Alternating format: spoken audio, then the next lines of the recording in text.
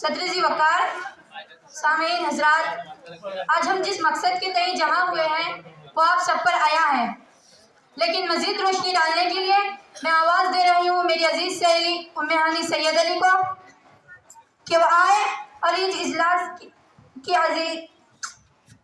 इस प्रोग्राम के अगराज़ व मक़ासिद पेश करें और प्रोग्राम को आगे बढ़ाएं।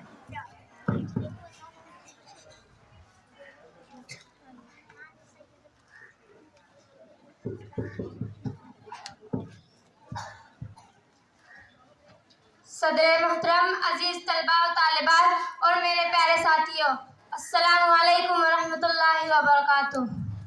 जिंदगी दी है तो जीने का हुनर भी देना, जिंदगी दी है तो जीने का हुनर भी देना, पाओगर बख्श है तौफीक के सफ़र भी देना। बोलना तूने सिखाया मैं तो गूंगी थी, बोलना तूने सिखाया मैं तो गूंगी थी, अब जो बोलूँ तो बातों में असर भी देना। सदर मोहतरम, अजीज़ तलबा व तालिबात और मेरे प्यारे साथीदार हज़रात, अस्सलामु अलैकुम व रहमतुल्लाहि व बरकातुहू। हाज़रीन, हर प्रोग्राम को मनाने के लिए उसकी नौयत और मकसद होता है। आज 22 दिसंबर यानी कौमी यौम रियाज़ी मनाना हमारा मकसद है, जिसका पस मंज़र ये है कि डॉक्टर रामानुजन की यौम पैदाइश 22 दिसंबर 1887 है। उन्हीं को खिराज तहसीन पेश करने के लिए यौम रियाज़ी मनाया जाता है। इसी मकसद के तहत हम यहाँ जमा हुए हैं।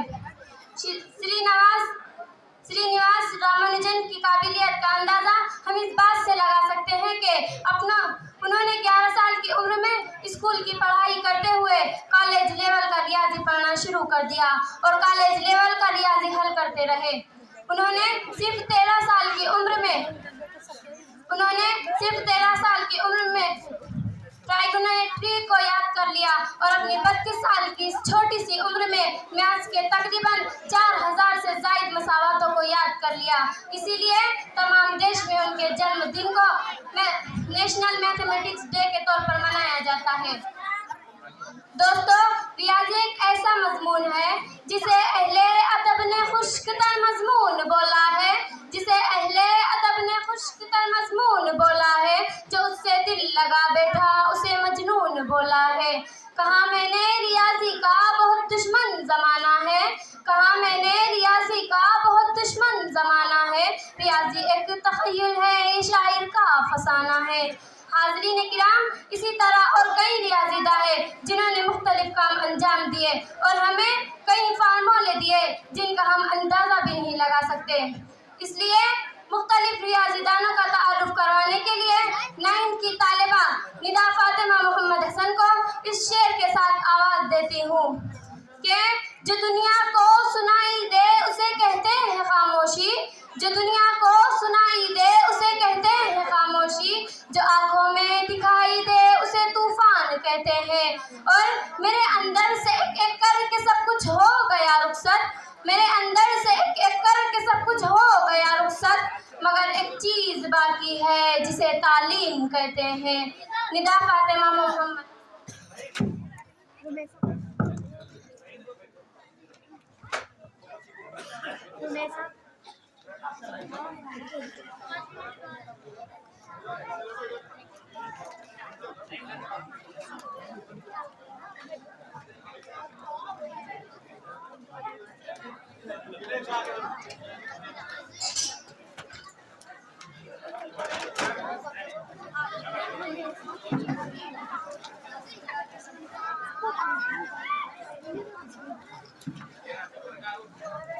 मोहतरम असातिज़ा इकराम और मेरे प्यारे साथियों, अस्सलाम वालेकुम। मैं आपके सामने कुछ हिंदुस्तानी रियाज़ीदानों का तारुफ पेश करना चाहती हूँ। नंबर 1 पर ब्रह्मा गुप्ता। ब्रह्मा गुप्ता की पैदाइश 598 को बिनिमाल में हुई। उन्होंने इल्म मुसल्लस और अलजबरा में काफ़ी खिदमत अंजाम दिए और मुख्तलिफ अशकाल के रकबे और ज़ाब्ते दिए। उन्होंने मुख्तलिफ अशकाल के रकबे ज़ाब्ते दिए। वो पहले हिंदुस्तानी रियाज़ीदा थे जिन्होंने सिफर का इस्तेमाल करते हुए जमा तफरीक और ज़रब के अमल को मुतारुफ करवाया। उन्होंने सिर्फ 31 साल की उम्र में ही फल्कियात पर एक तस्नीफ बरामद जिंदाना लिखा था, जिसमें 21 अबवाब शामिल थे। उन्होंने फल्कियात के मुताले के लिए बड़े पैमाने पर अलजबरा का इस्तेमाल किया। वर्मा गुप्ता ने मनफी आदत के उसूल बयान किए और मुरब्बई मसावात को हल करने का तरीका बताया। रियाजी की तई इनकी दिलचस्पी, लगन और जद्दोजहद ने इन्हें हिंदुस्तानी समाज में मीनारे नूर बना दिया। इनका इंतकाल 668 CE को इंडिया में हुआ। हमारी लिस्ट में नंबर 2 पर भास्कराचार्य। भास्कराचार्य की पैदाइश 1114 AD को कर्नाटक में हुई। उन्होंने मसाहत के मैदान में काफी खिदमत अंजाम दिए। कई मुख्तलिफ अशकाल के रकबे और हजम के ज़ाब्ते दिए, जैसे कुर्रे का रकबा और कुर्रे का हजम। भास्कराचार्य ने सिफर का इस्तेमाल करते हुए लामहदूदियत का तसव्वुर पेश किया। उन्होंने तीसरे दर्जे वाली और चौथे दर्जे वाली मसावत पर भी काम किया। भास्कराचार्य ने बताया कि दायरे के मुहीत का 100वां हिस्सा एक सीधे खत के मानिल नजर आता है और हमारी जमीन एक बहुत बड़े कुर्रे के मानिल है। उन्होंने बताया कि हम इसका सिर्फ बहुत ही छोटा हिस्सा देख सकते हैं, इसलिए यह हमें सपाट और हमवार नजर आती है। भास्कराचार्य को रियाजी के पेचीदा और तजीदा मसाइल को शायराना इजहार में पेश करने के लिए जाना जाता है। इनका इंतकाल 1185 AD को उज्जैन में हुआ। नंबर 3 पर है आर्यभट्ट। आर्यभट्ट की पैदाइश 474 CE को पतलीपुत्रा के कशमपुरा गांव में हुई, जो अभी पटना के नाम से जाना जाता है और बिहार की राजधानी भी है। उन्होंने शुरुआती तालीम भी पटना से हासिल की। उन्होंने फल्कियात पर एक मुश्तमिल किताब लिखी थी, जो सिर्फ फल्कियात और रियाजियात पर मुश्तमिल है। उनकी 2 किताब बहुत मशहूर हुई थी, जो सिर्फ उन्होंने 23 साल की उम्र में लिखी थी। आर्यभट्ट नालंदा यूनिवर्सिटी के हेड ऑफ डिपार्टमेंट भी रहे। उन्होंने अशारिया का इस्तेमाल करते हुए जमा, तफरीक और ज़र्ब के अमल का मुतारुफ करवाया। उन्होंने पाई की वैल्यू तकरीबन 4 इंची मुकाम तक बतलाई, 3.1416। उन्होंने इल्म हिसाब नहीं बल्कि अलजबरा में भी काफी खिदमत अंजाम दिए, जैसे सही आदत और कसरी आदत की जमा, तफरीक और ज़र्ब को बताया। उन्होंने सिफर की भी खोज की थी। आर्यभट्ट ने इन सबके अलावा ज्योमेट्री में भी काफी खिदमत अंजाम दिए, जैसे मुरब्बा, मुअय्यन, पूरा, मखरूज और 4 ज़िलई शक्ल की वजाहत की। और भी बहुत सारी खिदमत है। इनके कारनामों के बगैर रियाजी की तारीफ अधूरी है। और इनका इंतकाल 550 CE को पटना में हुआ। और साथियों, आज हम जिस मौके पर मिले हैं, जिनकी पैदाइश के मौके पर मिले हैं, उनका नाम है श्रीनिवास रामानुजन। रामानुजन की पैदाइश 22 दिसंबर 1887 को मद्रास में हुई। वो एक ब्राह्मण खानदान से थे। वो सिर्फ 13 साल की उम्र में ही क्लास ट्रिग्नोमेट्री के तमाम सवालात बगैर किसी खारजी मदद के हल कर सकते थे। उन्होंने डिफिनेट इंटीग्रल्स में उम्मूदी ज़ाब्तों की शक्ल में बेहतर नतीजे हासिल किए और 1729 इनका खास अदद कहलाता है। और परफेक्ट नंबर के बारे में भी बताया। और भी बहुत इन्हें रियाजी का जादूगर कहा जाता है। और इनकी खिदमत ने रियाजियाती सोच पर गहरे बहुत नुक्श छोड़े हैं। इनका इंतकाल 26 अप्रैल 1920 को तमिलनाडु में हुआ। अस्सलाम वालेकुम।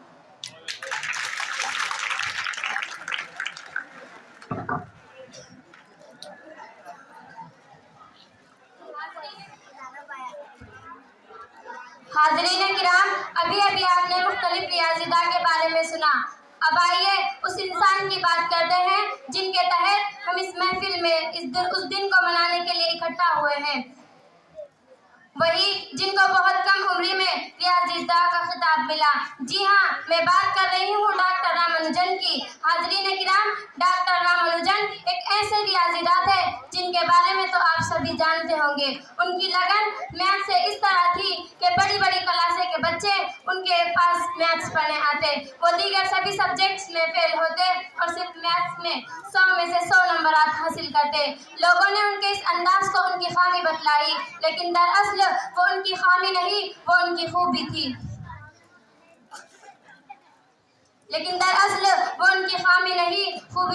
इसलिए आइए मज़ीद और जानने के लिए मैं 8वीं की तालिबा दानिन ज़ारा मोहम्मद जावेद को इस शेर के साथ आवाज़ देती हूँ कि टूट कर एक सितारे ने दिया हमको सबक, टूट कर एक सितारे ने दिया हमको सबक, रोशनी राह में बन जाओ ज़माने के लिए। मोहतरम असातिज़ा इकराम और मेरे प्यारे साथियों, अस्सलाम वालेकुम। आप सब जानते हैं कि आज 22 दिसंबर यही यौम रियाजी है, लेकिन क्या आप जानते हैं यौम रियाजी क्यों 22 दिसंबर को मनाया जाता है?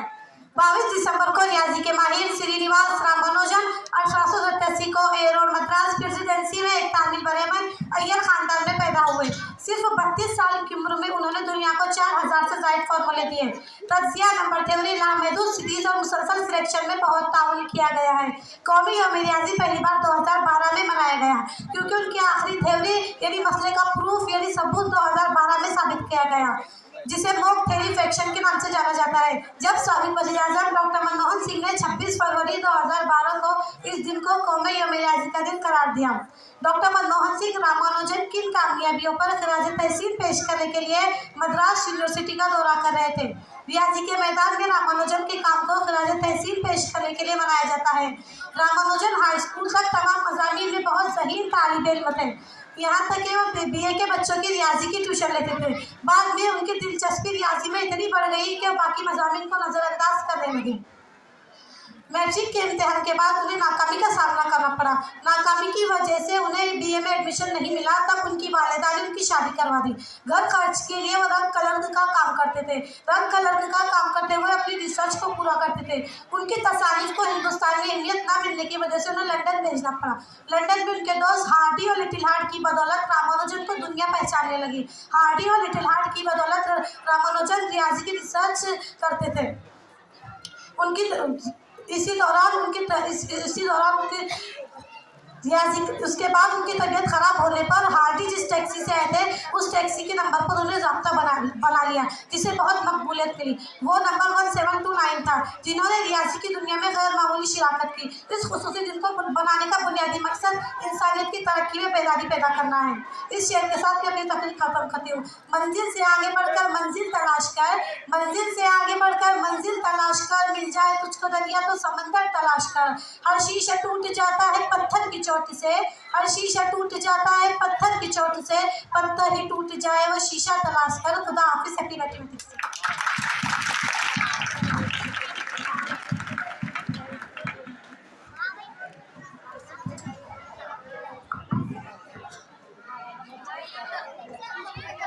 भाइयों और बहनों, आप लोगों ने रामानुजन के ताल्लुक दानिश ज़ारा से अपनी बात सुनी। मैं इसी मौजू को आगे बढ़ाते हुए मौसूफ के ताल्लुक से 9th B के ग्रुप तराना और उनके हमनवा से उनकी बात सुनते हैं।